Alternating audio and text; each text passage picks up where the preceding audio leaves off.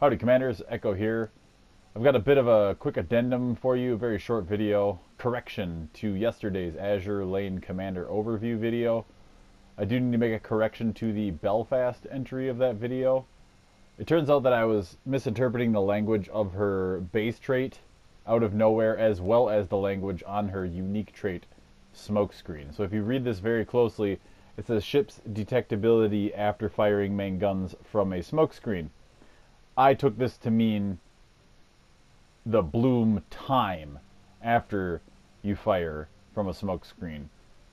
Because the reason I had this in my mind was because the language is very similar to the commanders like Lemonnier and Voilette, whose base traits say detectability time after firing main guns.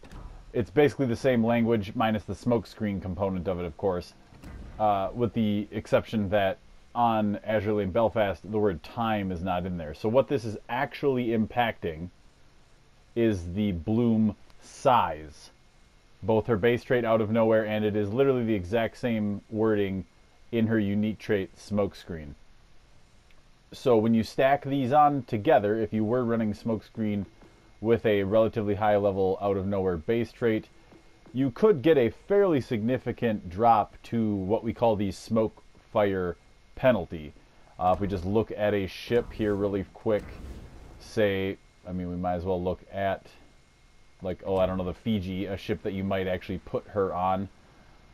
And we go to the stats. Under concealment, you see detectability while firing in smoke, 5.4 on the Fiji. So between her base trait and her unique trait, you could be well up over 10% very easily. That would be a 540 meter reduction, bringing you down to the sub 5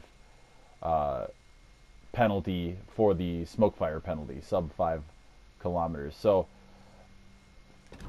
yes, this base trait is a little bit better than I thought it was yesterday, and smokescreen as a unique skill is a little bit better than I thought it was when I made that initial video, but they're still not that great, and here's why.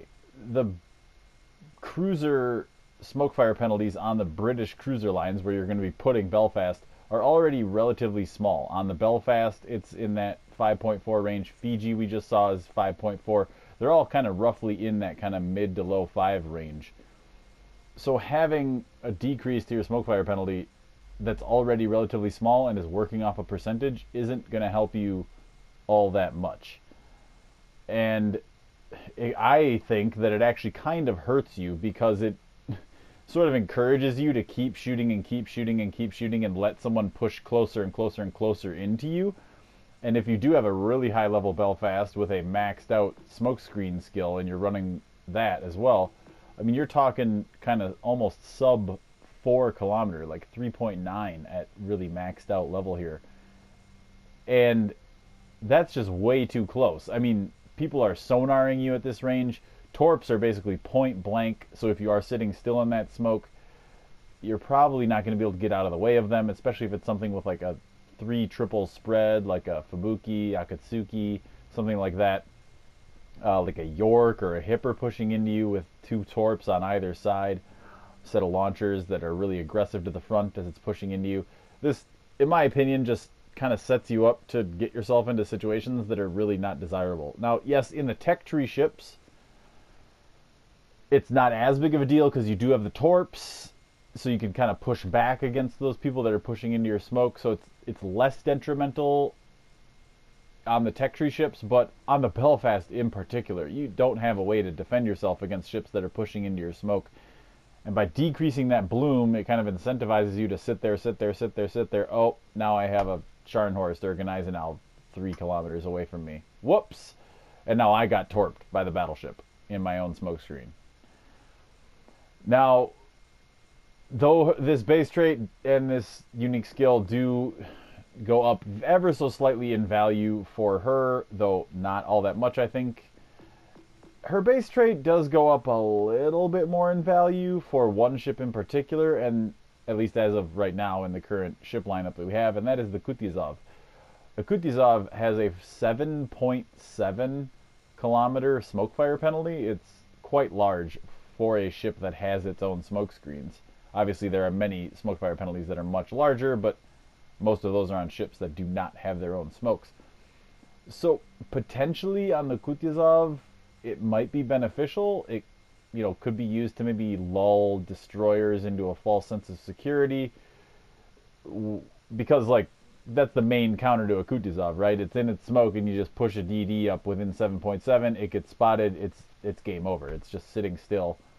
You torp it into its smoke, or you flush it out, and then the battleship starts shooting at it. But if the Kutuzov can kind of lull that destroyer in within 7, 6.8, 6.6 type of range, and then it kind of lulls that destroyer in, and it might get a little bit too close, and then you can counter torpedo that DD a little better. Your Kutuzov guns are a little more effective if you end up spotting it out, or a teammate catches wind of that DD or something like that. So maybe on the Kutuzov there's a little more utility for her base trait as an inspiration, but you're thinking of Kuznetsov probably is who you're running on the Kutuzov. And really, what are you going to do? Give up Scott? Give up Makawa? Give up Vian? Give up Einstein? I just don't know if there's, opportunity cost wise, like, is that really worthwhile to put her on there? It does have some potential value, but it's only helping you while you're in your smoke screen and while you're actively shooting. I think it's worth more as an inspiration on the Kutuzov than it is to use on the British cruisers, so take that for what you will, but I still don't think it has a whole lot of utility, and when you consider the opportunity cost for other inspirations you might want to be putting on your Kuznetsov for the Kutuzov ship, I just don't think the utility is there, and that opportunity cost is one I'm willing to pay. Well, I hope this clarifies the Azure Lane Belfast. I do apologize for making that mistake. Hopefully you guys can take this new and more accurate information to heart when making your decisions about Azure Lane Belfast. Thanks an awful lot for listening, everybody. I really appreciate it. And as always, stay salty, Commanders.